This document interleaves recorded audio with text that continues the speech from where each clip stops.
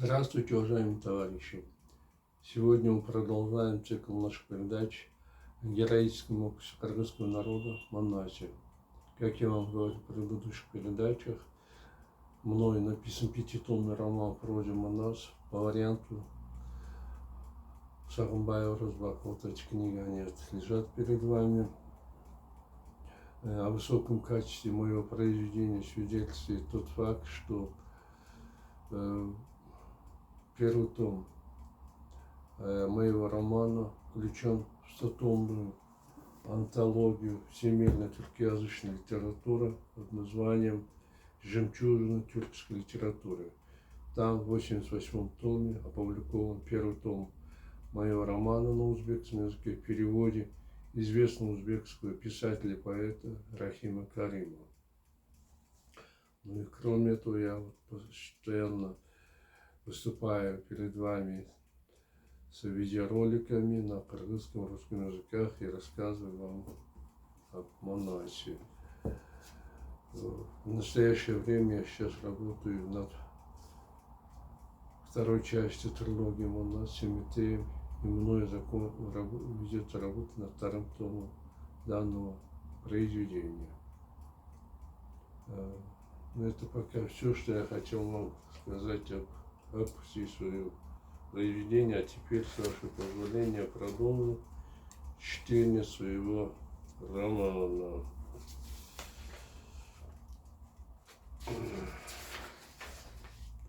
Вот тебе, кыргыз, мстительно подумал Чаломкаир, афганец. Если я не уничтожу тебя, не отправлю к праотцам, я не буду Чаломкаиром. Надежде афганца убить сразу врага не суждено было сбыться. Кыргыз отбил удар щитом, сам перешел в атаку копьем. Калмак доказал, что он настоящий богатырь, легко отразил копье кыргыза.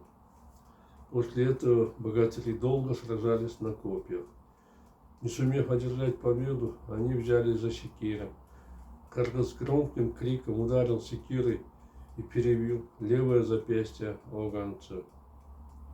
Не выдержав боли от сломанной руки, Чаломкаир, спасая жизнь, бросился удирать. «Не спеши, афганец», — насмешливо подумал враг. «Тебе не удастся убежать от меня». Разозленный богатырь догнал афганца и ударил его в спину копьем. Смертельно раненый Чаломкаир упал на шею лошади. Обливаясь кровью, он с трудом сумел укрыться среди своих войск. Царак, еще раз доказав, что он истинный храбрец, стал гоняться за врагом в гуще афганцев. Разозленные этим, афганцы начали обстреливать его из лука и ружей. Царак, защищаясь от стрел и пуль щитом, остановился посреди Майдана.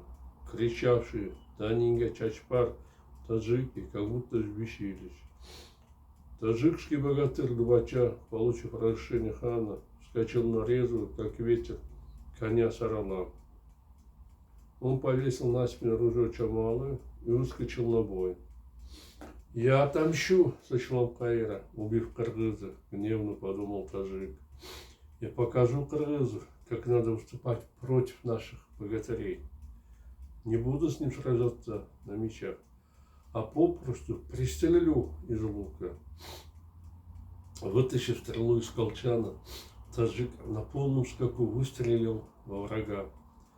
Его стрела попала в щит кыргыза и разнесла его вдребезги. Наш богатырь остался без защиты, испуганно крикнул Тазбаймат. Взяв другой щит, он поскакал к другу.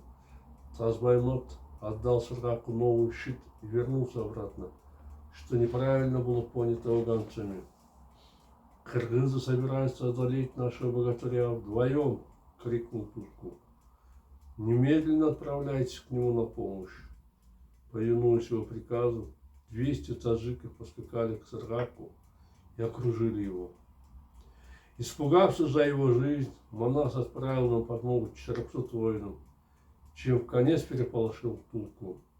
Джигиты, «Атакуйте кыргызов!» – заорал он, и 200 тысяч таджиков перешли в наступление. Между двумя армиями началась кровавая битва. Загрохотали барабаны. Собрались все афганцы и напали на кыргызов, отчего сыновья тюрков принуждены были принять бой, в результате чего 400 тысяч человек смешались, началась дикая бойня. Воины укрывались щитами, обливались кровавым потом под грохот оружейных выстрелов, барабанов, яростные крики богатырей, били друг друга топорами, в руках у них сверкали мечи, и когда многочисленные отряды переходили в наступление, складывалось ощущение, что наступил конец света. В результате ожесточенных боев, продолжавшихся целый день, афганцы не выдержали натиска и стали беспорядочно отступать. В это время наступила темнота, и бой был прекращен. Обе армии начали оказывать помощь пострадавшим, устраиваться на ночлег. Сражаясь в первых рядах воинов, Турку получил тяжелое ранение. Весь окровавленный, с опухшими глазами, с перевязанной головой, он с трудом добрался до своего дворца. Увидев его тяжелое состояние, придворные пришли в ужас и подняли громкий вой. С огромным трудом успокоив их, Турку приказал пересчитать количество выживших воинов. По итогам пересчета стало известно, что в бою погибли 47 тысяч афганцев. В остальных положение было не намного лучше, хотя они считались всего лишь ранеными. Вне себя от таких огромных потерь потрясенный хан испугался кыргызов и приказал крепко запереть городские ворота. Ахун, оставшийся в плену у Манаса, сидя в палатке, погрузился в тяжелое раздумье. Как я и предполагал, Турку самонадеянно набросился на кыргызов. Печально подумал он. Из-за этого наши войска полностью разгромлены и были вынуждены отступить назад на исходные позиции. Теперь нет другого выхода, чем помириться с кыргызами, покориться им. Надо попытаться поговорить с Манасом, сообщить о том, что я покоряюсь ему и спасти афганцев. Выйдя из палатки, Ахун подозвал к себе рослого, смуглого, вооруженного длинным копьем часового, охранявшего плен, и сообщил о своем намерении встретиться с великодушным. Когда часовой сообщил об этом своему начальнику, Манас приказал привести к себе таджика. В сопровождении двух воинов Ахун пришел в палатку Манаса. «Богатырь», — сказал он, — «дозволь мне высказать свою просьбу». «Можешь говорить», — решил Манас, сидевший на золотом троне. «Богатырь, превосходство твоей армии отчетливо проявилось в сегодняшнем сражении. В результате этого афганцы были разбиты, а вы и на этот раз одержали победу. Ты прав. Если мы не прекратим сопротивление, наверняка будем полностью истреблены. Вполне возможно. Позволь мне возвратиться обратно домой и убедить Турку сложить оружие. А если он откажется?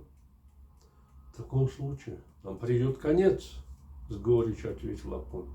Но я очень надеюсь, что Турку проявит благоразумие, правильно оценит сложившееся положение, покорится вам. Чтобы осуществить это намерение, пусти меня, богатырь. Посоветовавшись с приближенными, Манас дал согласие. Он подарил Ахуну самого лучшего находца, 6 вельможам золотые шубы. Посадив их на отборных скакунов, Манас отправил их в святой город Ургенч для проведения соответствующих переговоров. Выехав на дорогу на рассвете, Ахун ехал безостановочно и поздно ночью благополучно добрался до города. Увидев, что городские ворота заперты, он громко постучался.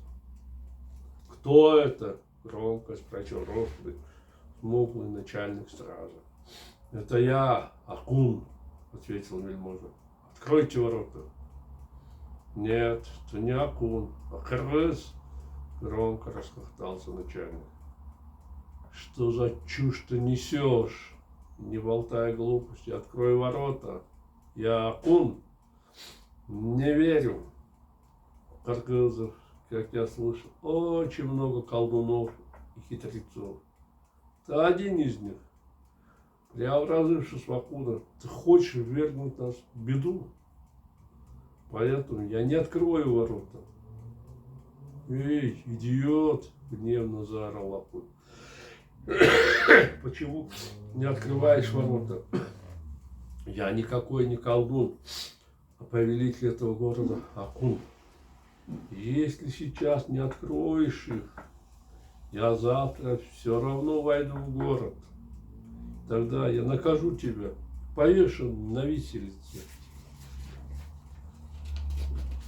Акун, покрасневший от палящих лучей солнца, весь запыленный от долгой дороги, на шутку разбушевался, но начальник все равно не подчинился.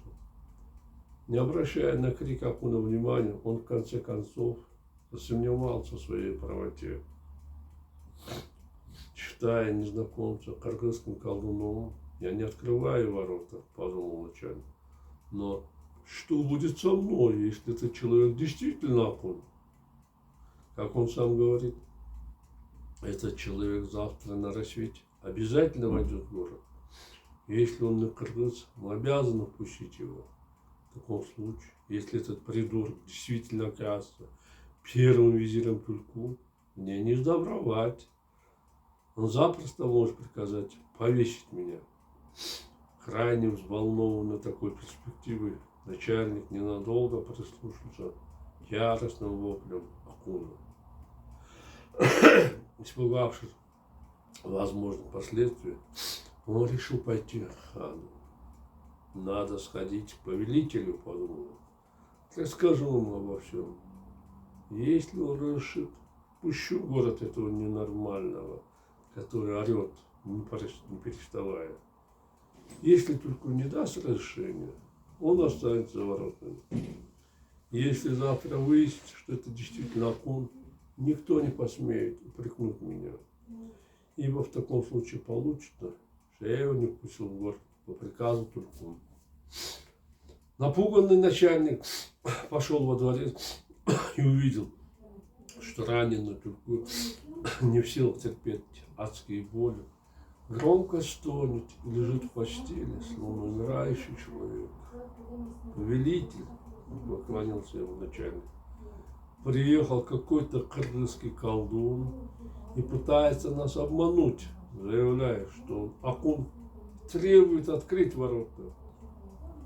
Что ты ему ответил? С трудом спросил его побледневший Тульку. Отказался выполнить его требования. Что за вздор, говорит этот идиот, гневно подумал хан. Какие колдуны, какие хитрецы! Какой идиот придет к нам в такую темную ночь, рискуя своей жизнью? Если даже придет, какой дурак отважится обманывать именно меня? Вероятно, человек, который стучится в ворота, действительно Акун, которому каким-то образом удалось вырваться из рук кыргызов. Надо это объяснить начальнику, чтобы он сразу привел Акуна ко мне. Какой же ты глупец! Заорал Тульку на начальника сразу. Человек, прибывший в город, никакой не колдун, а Акун. Любой колдун понимает, что если он войдет в город, не останется живых. Ему не уйти отсюда. Ты понял это, дурак?